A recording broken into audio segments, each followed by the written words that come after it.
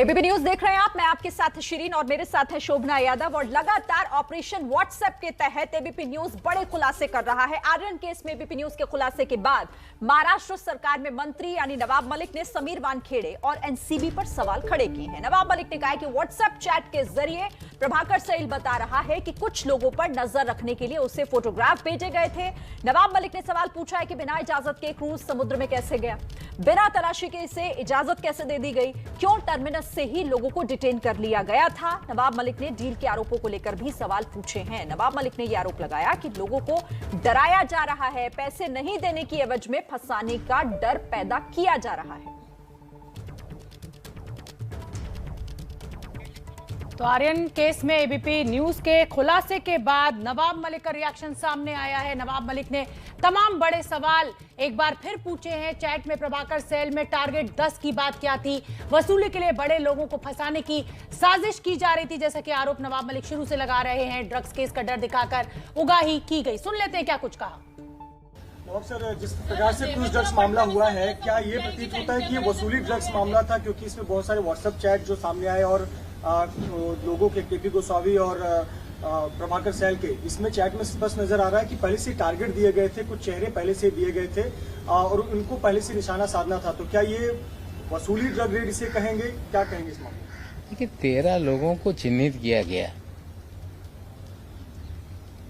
जो 3 तारीख की रात में जो डीजी प्रधान साहब हैं, उन्होंने मीडिया के सामने कहा कि भारत के इतिहास में पहली बार मिड सी ऑपरेशन हम लोगों ने किया।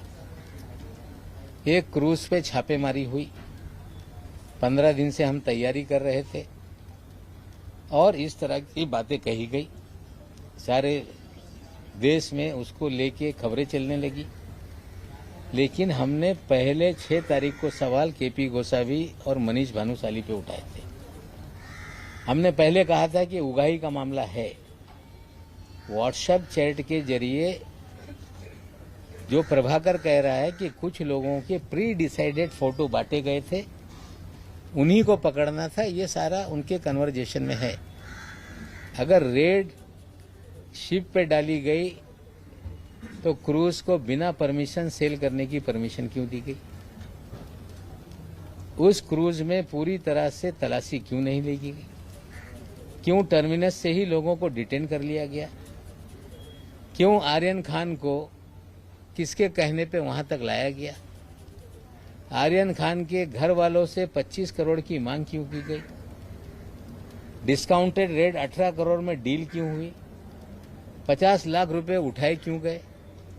ये सारे सवाल हैं। दोनों एसआईटी के सामने सारे बयान हैं, सीसीटीवी फुटेज है, कॉल सीडीआर होगा, इलेक्ट्रॉनिक एविडेंस भी उसमें है। लेकिन कहीं ना कहीं लोगों को डराया जा रहा है कि आपने पैसा दिया, आप भी मुकदमेबाजी में फंस जाओगे। मैं आज फिर कहता हूं कि रैंसम मांगने वाला गुनहगार होता है। अपने बच्चों को बचाने के लिए फिरौती देने वाला कभी भी गुनहगार नहीं। मैं उनको फिर कहता हूं कि डरो मत, आप विक्टिम हैं, आप गुनहगार नहीं। डराने से आप डरेंगे तो इस शहर में इसी तरह का उगाही का काम चलते रहेगा। तो आज सुबह 9 बजे ऑपरेशन व्हाट्सएप के जरिए तमाम तथ्य, तमाम सबूत, किरण गोसावी और प्रभाकर सैल के बीच की बातचीत, व्हाट्सएप चैट जो हुई है वो हम दिखा रहे हैं। और इसी खुलासे पर नवाब मलिक का रिएक्शन सामने आया है। इसी खबर पर हमारे साथ मुंबई से अभिनेता राजू श्रीवास्तव जुड़ रहे हैं। जाने माना चेहरा है, जाने माने कॉमेडियन है, आप अच्छी तरह उन्हें पहचानते हैं। राजू जी, मेरा पहला सवाल आपसे यही है कि अब ये तमाम बड़े खुलासे होने लगे हैं। किरण गोसावी और प्रभाकर सैल के बीच जो बातचीत सामने आई है उससे ये साफ हो रहा है कि आर्यन खान केस में वसूली की जो बात कही जा रही थी वो सही हो रही है साबित। जी, मुझे भी ऐसा लग रहा है। लेकिन ये जो पूरा जो प्रकरण हुआ है, एपिसोड्स जो चल रहे हैं, पूरा जो तू मैं जनता देख रही है, मैं आम नागरिक के हैसियत से कहूंगा कि हम लोग बहुत व्यथित हैं और बहुत दुखी हैं जो कुछ महाराष्ट्र में ही हो रहा है। और समझ में नहीं आ रहा है ये क्या चल रहा है। और कुछ चीजें जो बहुत खराब इसमें निकल के आई, जैसे घर की महिलाओं को घसीटना, घर की महिलाओं को सामने लाया गया। फिर दूसरा वो कुछ किसके साथ किसके फोटो हैं, अब फोटो तो सबके साथ सब लोग खिंचाते ही, नवाब मलिक के साथ भी बहुत लोग खिंचाते फोटो, मेरे साथ भी बहुत लोगों के फोटोज होते ही है, और बड़े बड़े सेलिब्रिटीज के साथ फोटो होते हैं। तो ये फोटो को आधार बनाना मुझे लगता है ठीक नहीं है। और अब तो रोज ऐसे ऐसे हाइड्रोजन बम लेके आ रहे हैं नवाब मलिक साहब। ऐसा लगता है किसी दिन वो ये लेके नहीं आ जाए कि समीर वानखेड़े खुद ड्रग लेता था, और वो खुद नशेड़ी है, उसको तो पकड़ने के लिए आर्यन क्रूज में गया था। तो बहुत सारे जोक्स भी बन रहे हैं, लेकिन ये है कि इस सब से मुझे लगता है कि सरकार के जो ऑफिसर्स हैं, सरकारी जो तंत्र है, उनका मनोबल गिरा है। अब कोई भी ऑफिसर कैसे आगे बढ़ के किसी को पकड़ेगा, कार्रवाई करेगा? उसको लगा रहेगा कि मेरी नौकरी जा सकती है और मेरे परिवार की अब बखिया उखेड़ दी जाएगी। तो मेरी बहुत सारे ऑफिसर से बात हुई तो बहुत वो लोग सब डरे हुए हैं। राजू श्रीवास्तव जी, आप जिसका जिक्र कर रहे थे और साथ ही ऑपरेशन व्हाट्सएप के जरिए हम उन तमाम पहलुओं को रख रहे हैं जो इस व्हाट्सएप चैट के जरिए सामने आ रहा है, सवालों के घेरे में खड़ा कर रहा है, चाहे एक एनसीबी जो कि एक जांच एजेंसी है उसे, या फिर इस पूरी भूमिका, इसमें भूमिका आखिर कौन कौन निभा रहा है। इससे इतर सवाल मेरा यह है कि क्या आपको भी ये लगता है कि बॉलीवुड और बॉलीवुड के कई खास चेहरों को एक तरीके से ये टारगेटेड वसूली का खेल चलाया जा रहा था? व्हाट्सएप चैट में इसी बात का खुलासा हुआ है, चाहे वो फोटोग्राफ शेयर करना हो, चाहे टारगेट 10 का जिक्र करना हो। देखिए, ये तो एक जांच का विषय है, उसमें मैं कुछ बोल नहीं सकता हूँ, लेकिन ये हाँ, ये जरूर है कि बॉलीवुड के एक्टर्स को, टॉप एक्टर्स को अगर आप टारगेट करो तो फिर वो सामने से एक्चुअली रिप्लाई देते नहीं है, वो रिएक्शन देते नहीं, इसलिए क्योंकि सामने वाला उसमें और टीआरपी ले लेता है और शेयर बन जाता है। तो वो मोस्टली ये एक सॉफ्ट टारगेट है बॉलीवुड, जिसमें आप किसी भी फिल्म स्टार के बारे में कुछ भी बोल लो, वो रिप्लाई नहीं देता है आम नागरिक को, आम लोगों को। तो इसका फायदा वो होता है और बॉलीवुड को इसका नुकसान हमेशा होता है कि जब किसी को मशहूर होना होता है या कोई बड़ी न्यूज बनानी होती है तो बॉलीवुड वालों को टारगेट कर ले।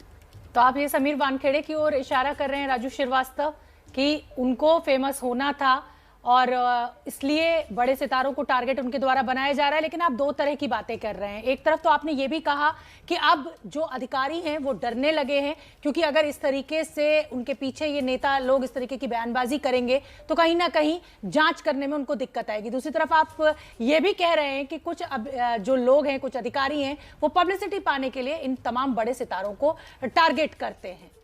तो क्या नहीं, मैं पर्टिकुलर इस केस के बारे में नहीं कह रहा।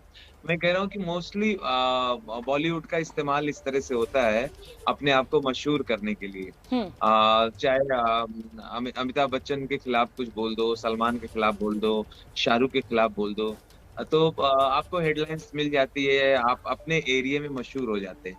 क्योंकि ये फिल्म स्टार पलट के आपको जवाब नहीं देते हैं, क्योंकि जितना पलट के जवाब देंगे उतना ही आपको और तूल मिलता है और मजा आता है। मैं इस मामले की अगर बात करूं राजू श्रीवास्तव, तो क्या आपको लग रहा है कि आर्यन खान को टारगेट किया गया, उनकी कोई गलती नहीं थी? आपका आकलन क्या कहता है अभी तक जो कुछ निकलकर सामने आया है? देखिए, मैं न्यूज आपकी फॉलो करता हूँ और ये सारी चीजें देख रहा हूँ। अब देखिए, कुछ बीजेपी भी सबूत लेके सामने आई है, इधर नवाब मलिक साहब रोज बम फोड़ रहे हैं। अब मुझे लगता है कि सारी बात अब सबूतों पे होनी चाहिए, सिर्फ हवाबाजी नहीं होनी चाहिए, सबूत सामने रख के कोर्ट में जाना चाहिए। और मुझे लगता है जो दोषी है उसको कड़ी सजा मिलनी चाहिए, ताकि इस तरह का मजाक कोई किसी और के साथ ना करे। मुझे लगता है कि पर्सनल कोई ग्लिच किसी का है, कोई व्यक्तिगत दुश्मनी अगर पहले से किसी की है तो उसको इसके बारे में ना निकाले। ठीक है, वो तो जांच का विषय है राजू श्रीवास्तव जी, लेकिन क्या आप ये भी कहना चाह रहे हैं इस मामले में कि इसमें बॉलीवुड का इस्तेमाल किया जा रहा है? और इससे थोड़ा और पहले मैं आपको सुशांत सिंह राजपूत वाले मामले से भी चाहूंगी कि आप उसे भी देखें। क्या आपको लग रहा है कि इस तरह के मामलों में बॉलीवुड को एक तरीके से इस्तेमाल किया जा रहा है? जैसा आप बता रहे हैं कि देखिए, ये तो एक पब्लिसिटी स्टंट भी हो जाता है, खुद को मशहूर करने वाली बात भी हो जाती है। और जो बॉलीवुड में पर्दे के चमक के पीछे का जो कालापन है, क्या उसके विषय में भी आप बोलना चाहेंगे?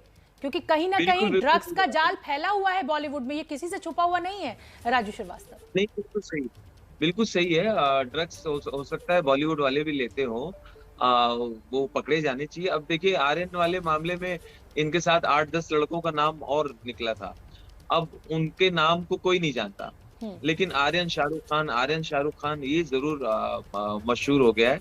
तो मुझे लगता है दूसरे क्षेत्रों में भी ऐसे ड्रग लेने वाले और नशेड़ी लोग होंगे बॉलीवुड के अलावा, तो वहां भी छानबीन होनी चाहिए और उसको भी उसी तरह से मुझे लगता है कि प्रचार होना चाहिए और इसी तरह का दबाव बनाना चाहिए जिस तरह से मीडिया ने इस पर्टिकुलर केस में बनाया। ठीक है, ठीक है, आप रहिए हमारे साथ राजू श्रीवास्तव जी, आप हमारे साथ रहिए और भी हम आपसे बातचीत को आगे बढ़ाएंगे क्योंकि ये मामला ऐसा है जिस पर हम चर्चा इसलिए भी कर रहे हैं। राजू जी अभी आप नमस्ते मत कीजिए क्योंकि मुझे लग रहा है आप थोड़ा सा जल्दी में है, इसलिए मैं आखिरी सवाल आपसे और लेना चाहूंगी। और आखिरी सवाल मेरा महाराष्ट्र में चल रहे सियासी ड्रामे की है। जिस तरीके से नेता जो है, चाहे वो पूर्व मुख्यमंत्री देवेंद्र फडणवीस हो, चाहे नवाब मलिक हो, ये जो रोज वार पलटवार चल रहा है, अगर सवाल इसमें यही खड़ा होता है कि अगर नवाब मलिक के अंडरवर्ल्ड से संबंध थे तो देवेंद्र फडणवीस ने मुख्यमंत्री रहते उनको गिरफ्तार क्यों नहीं किया, और अगर नकली नोटों से देवेंद्र फडणवीस का कोई कनेक्शन है तो नवाब मलिक अब सत्ता में है, ऐसा कुछ क्यों नहीं किया जा रहा जिससे जांच आगे बढ़े। तो ये लग रहा है कि सिर्फ पब्लिक को बेवकूफ बनाने की कोशिश चल रही है। अगर कुछ व्यंग कर आप हमें इस पूरे दृश्य को समझा सके तो दर्शकों को मजा आ जाएगा। अब देखिए इसमें ये तो जांच एजेंसियों का काम है, बहुत टेक्निकल काम है, कोर्ट डिसाइड करेगी।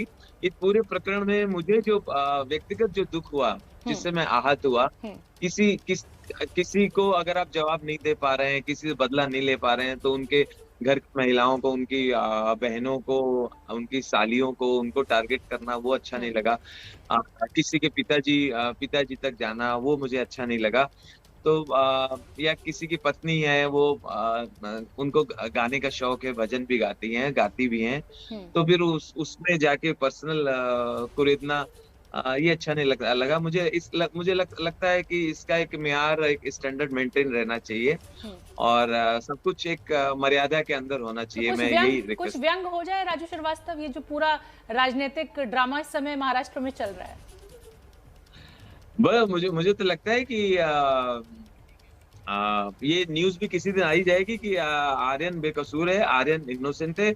आर्यन तो खुद क्रूज में गया था समीर वानखेड़े को पकड़ने, क्योंकि आर्यन को किसी ने बताया था समीर वानखेड़े ड्रग लेता है, समीर वानखेड़े जो है नशेड़ी है। आर्यन तो उसको पकड़ने गया था, आर्यन को फंसा दिया। बहुत बहुत धन्यवाद राजू श्रीवास्तव। चिरपरिचित अंदाज में राजू श्रीवास्तव स्क्रीन पर आए और व्यंग ना हो ऐसा तो हो ही नहीं सकता है। और शिरीन, हमारे साथ कुछ और भी खास मेहमान जुड़ रहे हैं, मैं तारुफ करा देती हूँ। वकील हैं जानी मानी आभा सिंह और प्रभाकर सेल के वकील हैं तुषार डारे। बिल्कुल, हम दोनों से अब बातचीत कर लेते हैं। एबीपी न्यूज़ पर आप दोनों का स्वागत है। आभा सिंह जी, अब आपके पास आऊंगी मैं। ये पूरा प्रकरण आपने देखा होगा और इस मामले में ऑपरेशन व्हाट्सएप के जरिए एबीपी न्यूज़ उस व्हाट्सएप की तह तक जाने की हमने कोशिश की है, जिसमें कई सवाल और कई लोगों की भूमिका पर अब सवाल खड़े हो रहे हैं। सबसे पहले तो मैं आपका एक रिएक्शन चाहूंगी इस पर। मैं तो एबीपी न्यूज़ की तारीफ करूंगी कि इतने सेंसिटिव व्हाट्सएप चैट्स आप ले आए हैं और आप उस पर एक शो कर रहे हैं, क्योंकि न सिर्फ आप पब्लिक को अवेयर कर रहे हैं, बट मैं तो कहूँगी एबीपी न्यूज़ अपनी एक रिस्पॉन्सिबिलिटी भी सोसाइटी के तहत जो है वो डिस्चार्ज कर रहा है, लोगों को बता के कि करप्शन किस एंगल तक जा चुका है। और अगर करप्शन नहीं है, अगर ये स्टंट है, तो भी सच्चाई जनता के सामने आनी चाहिए। तो ये जो freedom of speech and expression है उसका आप पूरा सदुपयोग कर रहे हैं। तो this is what I want to say. But मैं ये भी कहना चाहूंगी कि नारकोटिक्स ब्यूरो अगर इस तरह से भ्रष्टाचार फैला रहा था और लोगों को अरेस्ट करके, और क्योंकि आर्यन का अरेस्ट मैंने डे 1 से, आज नहीं, डे 1 से मैंने कहा कि एनसीबी ने गलत अरेस्ट किया। आर्यन के पास ना ड्रग्स मिली, ना आर्यन का ब्लड टेस्ट किया इन्होंने। तो जो कंज्यूम नहीं कर रहा था, जिसके पास ड्रग्स नहीं थी, तो आपने किस बेसिस पे अरेस्ट किया? वो क्रिमिनल रेस्ट्रेंट था, रॉन्गफुल रेस्ट्रेंट था। और बाद में आपने उसका मोबाइल छीन के उसके व्हाट्सएप चेक किए। आर्यन को तो एनसीबी के ऊपर काउंटर केस करना चाहिए कि मैं निर्दोष हूं और मेरा मोबाइल छीना गया मुझसे, मुझको गलत ढंग से फंसाया गया। तो ये व्हाट्सएप चैट साफ दिखा रहे हैं कि 50 लाख रुपए का जो आदान प्रदान हुआ, वो पूजा डडलानी को या तो अरेस्ट कीजिए या फिर एनसीबी के और अधिकारियों को अरेस्ट कीजिए जिनका इनमें हाथ था, क्योंकि ये साफ दिखा रहा है कि केस बना के पैसा लेके केस को रफा दफा करना यही चल रहा था। बिल्कुल, और जाहिर सी बात है कि अगर पैसे का लेन देन हुआ है तो जितना दोषी लेने वाला है उससे ज्यादा दोषी देने वाला है। आभा सिंह, आप बनी रहिए, फिलहाल वक्त एक बहुत छोटे से ब्रेक का है। ये बड़ी कवरेज ऑपरेशन व्हाट्सएप लगातार जारी है। आर्यन खान गिरफ्तारी मामले में किस तरीके से पैसे का लेन देन हुआ, प्रभाकर सेल और किरण गोसावी के बीच में जो व्हाट्सएप चैट हैं वो हम लगातार आपको दिखा भी रहे हैं। किस तरह से 10 लोगों के फोटोग्राफ्स भेजे गए क्रूज के बाहर, उनको पहचानने के लिए कहा गया किरण गोसावी के द्वारा, प्रभाकर सेल को। हमारे साथ 2 मेहमानों को आप देख सकते हैं, आभा सिंह जानी मानी वकील और प्रभाकर सेल के वकील तुषार डारे। मैं तुषार डारे आपके पास आऊंगी, लेकिन उससे पहले क्योंकि आभा सिंह से हमारी बातचीत चल रही थी और व्हाट्सएप चैट का जिक्र किया था, इसलिए सवाल बहुत अहम हो जाता है। आभा सिंह, इतने बड़े बड़े लोगों की गिरफ्तारी होती है, चाहे रिया चक्रवर्ती की गिरफ्तारी हमने देखी हो या फिर अब आर्यन खान की, जाने माने लोग हैं, जाने माने चेहरे हैं, तो इनकी गिरफ्तारी जब होती है तो ये एक खबर बनती है। मेरा सवाल आपसे यह है कि एनसीबी व्हाट्सएप चैट के आधार पर इतनी बड़ी गिरफ्तारियां करती है, वो व्हाट्सएप चैट जिनकी सुप्रीम कोर्ट में या किसी भी कोर्ट में कोई मान्यता नहीं है, ऐसे में क्या एनसीबी के इस काम करने के तरीके को सही माना जा सकता है? सवाल खड़े होते हैं। देखिए, व्हाट्सएप चैट की एविडेंशियरी वैल्यू तभी है जब आप उसको और कोई सेकेंडरी कोरॉबोरेटिव एविडेंस से उसको प्रूव कर सकें। जैसे इसमें गोसावी का कहना है कि जाके पैकेट लाओ और उसको डालो, तो उस वक्त अगर पैसे लेने सेल गए वहां पे, अगर सीडीआर कॉल रिकॉर्ड से पता चलता है कि जो प्रभाकर है वो उस वक्त वहां पर थे और उसके बाद वो उनके घर में गए और पूजा जो है दडलानी वो भी उस बीच में वहां पे मूव करी, तो आप इसको जोड़ के कह सकते हैं कि हाँ वो पैसा देने आई थी, इन्होंने पैसे रिसीव किए। तो इसकी सेकेंडरी एविडेंस के साथ जोड़ना बहुत जरूरी है। लेकिन ये बात जरूर है कि सर्कमस्टेंशियल एविडेंस की आप बात कर रही हैं। हाँ, ठीक है।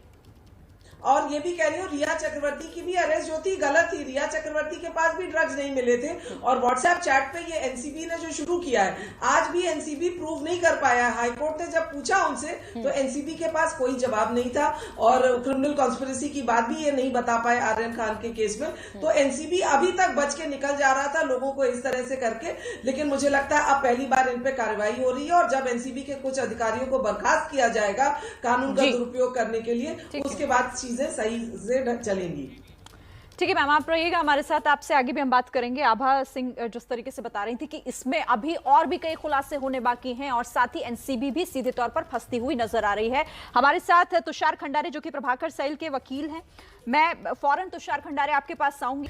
तो ऑपरेशन व्हाट्सएप लगातार आप देख रहे हैं, क्या इस पूरे मामले में एक वसूली की साजिश रची जा रही थी और कौन कौन इसके मुख्य किरदार हैं? दरअसल एक व्हाट्सएप चैट के सामने आने के बाद एबीपी न्यूज ये बड़े सवाल उठा रहा है, इस पर लगातार हम चर्चा भी कर रहे हैं। कई खास मेहमान भी हमारे साथ हैं। आभा सिंह को आप देख रहे हैं, साथ ही हमारे साथ प्रभाकर सेल के वकील तुषार खंडारे भी जुड़े हुए हैं। तुषार, आप ही के पास आऊंगी। ब्रेक से पहले आप आभा सिंह को भी सुन रहे होंगे। आप ये बताइए कि जो आरोप और ये दावे जो किए जा रहे हैं आपकी तरफ से, प्रभाकर सेल की तरफ से, सिर्फ व्हाट्सएप चैट के आधार पर कैसे साबित करेंगे?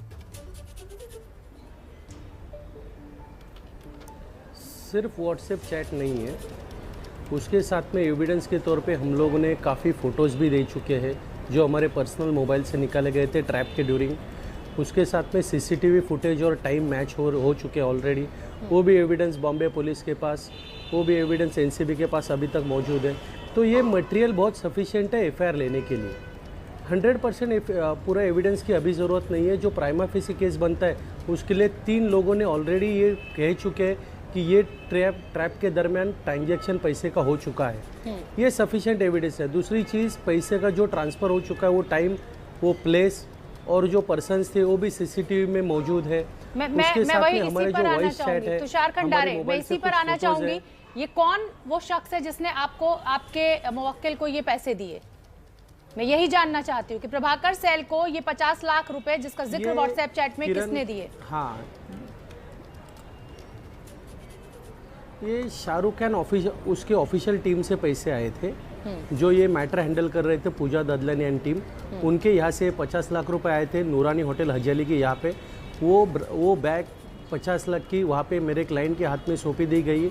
उसके बाद वो वाशी चले गए। वहाँ पे किरण गोसावी ने उसमें से 12 लाख खुद निकाल दिए और 38 लाख रुपीज़ का आगे ट्रांजेक्शन करने के लिए उनको बोला गया कि सुनील पाटिल के अकाउंट में 1 लाख रुपए ट्रांसफ़र कर दीजिए। कालबा देवी में एक पर्सन है, उनका भी नाम डिस्क्लोज कर चुके हैं। कालबा देवी में जाके 1 लाख रुपए ऑफिशियली ट्रांसफ़र हो चुका है। तो ये एविडेंस भी ऑलरेडी सबमिटेड। उसके बाद में बैलेंस अमाउंट सैम डिसोजा ने ट्राइडेंट के बाजू में रिसीव किया था, वो भी सीसीटीवी और फुटेज ऑलरेडी रिकॉर्डेड पुलिस के तुषार पास खंडारे, है। एक छोटा तो सा ये जवाब और दे sufficient दीजिए, evidence मुझे है ब्रेक कि लेना है। इसमें छोटा सा पैसे जवाब मैं ये चाहती हूँ कि ये जो मनी ट्रांजैक्शन हुआ है, आर्यन खान तब तक गिरफ्तार हो चुके थे? ये उसके पहले का या उसके बाद का? Yes of course, Aryan Khan उनकी कस्टडी में थे, वो कस्टडी में थे, ड्यूरिंग कस्टडी पीरियड में ही ये पैसे का ट्रांजैक्शन हुआ है। ठीक है, तो बड़े रहिए तुषार खंडारे, आभा सिंह, आप दोनों ही। और इस समय की बड़ी खबर हमारे साथ प्रभाकर सैल, वो गवाह जो आर्यन खान ड्रग्स केस में लगातार अपना हलफनामा दे रहा है, कोर्ट में भी दे चुका है और कह रहा है कि मुझसे 10 खाली कागजों पे दस्तखत कराए गए और किसी भी तरीके का कंजम्पशन या जिसको कहा जाए कि आर्यन खान के पास से कोई भी एविडेंस इस तरीके का नहीं मिला था जिससे ये पता चले कि ड्रग्स का वो सेवन कर रहे थे।